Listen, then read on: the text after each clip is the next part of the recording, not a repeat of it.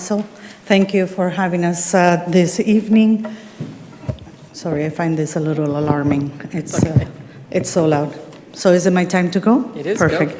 Thank you. I'm here, first of all, to thank you on behalf of our organization for the continued support from the city in its funding through the service agreement that we signed with the CRD. And I will move on to talk to you about, I guess I'm advancing my own slides, yeah? Thank you. I'm here to talk to you about the community plan that has now been drafted and that is going to be socialized to our community coming in April of 2025. The community plan has been drafted and the consultation started approximately 18 months ago.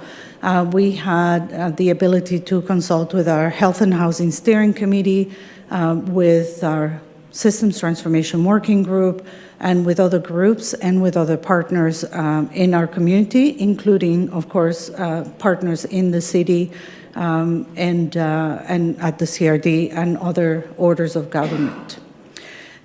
This community has spoken together about ending homelessness. In fact, we're not talking about ending homelessness anymore. We are talking about having a vision of functional zero by 2030. And functional zero, as you all know, is where homelessness or experiences of homelessness are rare, brief, and non-recurring. And that vision dovetails to the BC government's Belonging in BC homelessness strategy.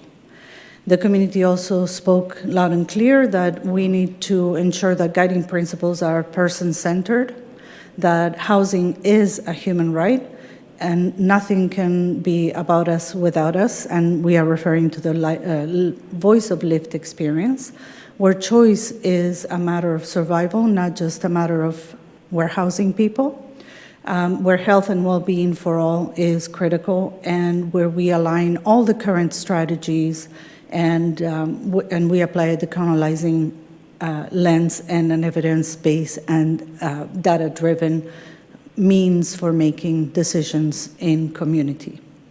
And the community also spoke of the 3 impact areas, which are prevention, data, and housing.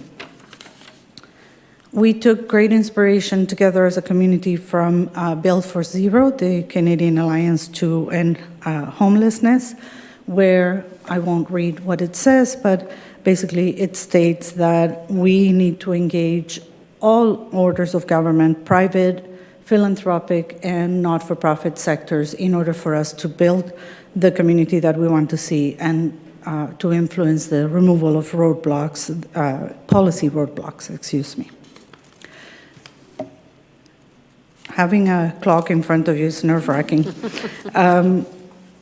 We also agreed in the community plan that we need to develop a roadmap for systemic change, use the guiding document to develop our strategic plans in each of our organizations.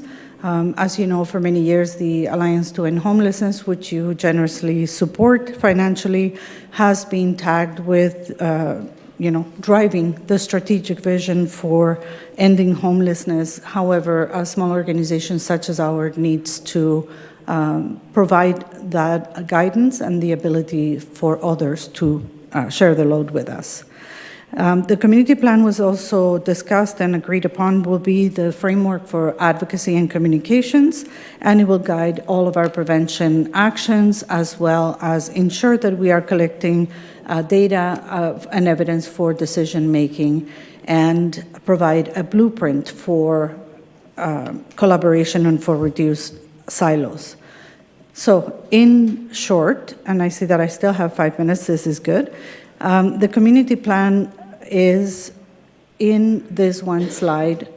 I will repeat, homelessness to be rare, brief, and non-recurring.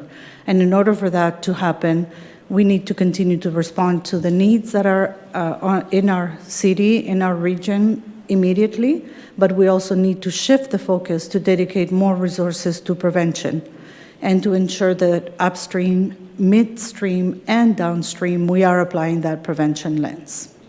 Further to that, the community plan, again, speaks of using data and evidence to guide our efforts and to measure progress. Without that data and that evidence, decisions are opinions. And the last part of the community plan is we need to work towards the goal of housing for all people using the human rights-based lens and a person-centric approach. In a nutshell, there are the impact areas of the community plan, and many people ask us, well, where is the health piece? Because obviously housing is one of the pieces, but housing first is one of the most critical pieces to stabilize people. And when we say housing, we also mean the wraparounds that people require to have in order to continue to stabilize and to thrive. The community plan has 6 outcome areas, and I draw your attention to the poverty reduction piece because at the conference that you held on well-being and safety, one of the pieces that you so eloquently spoke, Your Worship, was the universal income, and that is something that our community as a whole has agreed needs to take place in order to be a preventative measure as a means of ending the influx into homelessness. The other outcome area is the person-centered lens that we apply, and within that we talk not only about lived experience voices being at the center and at the forefront of all the things that we do and we say, but also indigenizing not only our practices but also our ways of being and our ways of doing. Outcome 3 is a chosen and safe shelter for everyone. And here comes back the idea that people need to have choice. We cannot expect people to thrive when they are being given a house or an apartment, but they're not being given a home and a place where they can feel they belong and they can thrive. Outcome 4 is funding for housing. And of course, you know, this is often we speak to who is responsible for this, and we are part of the advocacy is to completely and absolutely understand where we need to put our focus, but also understand that all of us have a piece of that puzzle and that we need to work together to achieve these outcomes. Outcome 5 is the housing stock, and the type of housing that we are building currently needs to be adequate, but also needs to reflect the needs of people.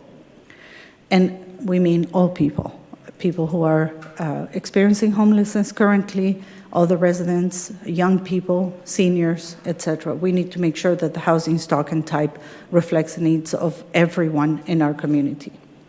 And outcome 6, of course, is housing services need to be adaptive and the supports that are required for people to remain housed and for people to have the ability to lead the life that they want to lead while being housed and or homed, as we like to say, and supported in making sure that, that they are part of our thriving community.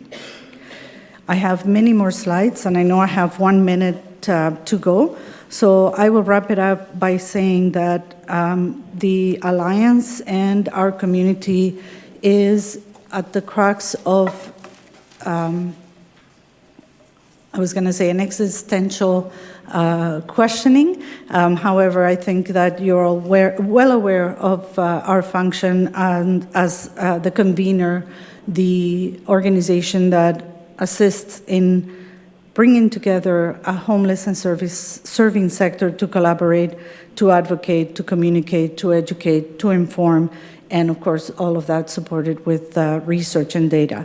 And my hope will be that this council continues to support the work of the Alliance as we are about to roll out and implement a very ambitious community plan that dovetails not only with the provincial government, but also with your vision of well-being for everyone in our fair region.